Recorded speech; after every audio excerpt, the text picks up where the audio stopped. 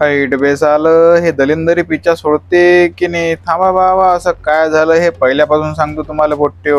अरे राम राम रे पोट्ट्यो, काय म्हणता भाऊ? सकाळीच उठलं नालो ना भाई तयारून बाहेर, कारण आपल्याला जायचं होतं आपल्या कॉलेजले टीसी आणायले. मग काय चिनोबोले बसवलं ना रे, चिनोबोले घेऊन नाही चाललो. चिनोबोले जरा चौकात काम होतं सोडून दिलं ना, आपण काढले ना बाई गाडी, निघालो ना आपल्या दलिंदर माणसाला घेऊन डायरेक्ट शेगावात पोचलो. बोईन सगळ्यात पहिले तर बॉटल भरून घेतली न, कारण ऊन एवढं खतरनाक तपूर आलं ते की बेकारच काम आहे, बेशुद्ध पडायचंच काम आहेत नो. फटकनी पाणी गिनी पेलं बोन डायरेक्ट पोचलो ना भाई कॉलेजले. फटकनी पोचलो ना रे भाई कॉलेजवर पाहतो तो भाई कुत्रे नाही ना हो. सगळ्यात हल्टिंग टाइम आम्हीच कार्य करते. मग काय भाऊ मार्क लिस्टवर आल्या होत्या भाई सह्या. फटकनी भाऊ प्रिन्सिपल सरांच्या ऑफिसला आलो, सह्या बिया घेऊन घेतल्या नो. त्यात आमचा कार्यकर्ता म्हणे की आता पुढच्या ऍडमिशनचं काही पाहा लागते ना रे बा आपल्याला. मिळालं काही विषय आहे का? चाल ना म्हटलं कॉलेजले भाऊ. ऍडमिशनची चौकशी वगैरे करून घेतली, लागली होती ना भाई ताकद ना बुक. पहिले भाऊ चौकात आलो, काकाला म्हटलं 2 समोसे लावा बरं लवकर. भाई रपकनी नाश्ता आणून घेतला, निघालो ना भाई घरी आलो तर काय पाहतो रे बावा, वातावरण तर खतरनाक बिघडलं होतं. त्यात भाऊ हवाई सुटली ताकद न, विजा चमकायला लागले भाऊ. आपले तर फाटले भाऊ. रपकनी उठलो पहिले घरात पाहिलो ना. जसं भाऊ घरात आलो तसं पाणी सुरू झालं ना रे बा. हे काय आपल्या संडास बाथरूमचं काम राहायला जाणं, तिथून येऊ राहिलं तर आपल्या घरात पाणी. काय करू चढलो ना भाई संडास बाथरूम, रपकनी टिना लावून घेतलं नव्हती तर मग झालं ना भाई कुठं पाणी बंद झाला. म्हटलं भाऊ बाहेरचा जरासा मोसम भाऊ, म्हटलं अरे मोसम इतका खतरनाक मोसम उरायला की पाणी थांबायचं नावच नाही घेऊ राहिलं ना.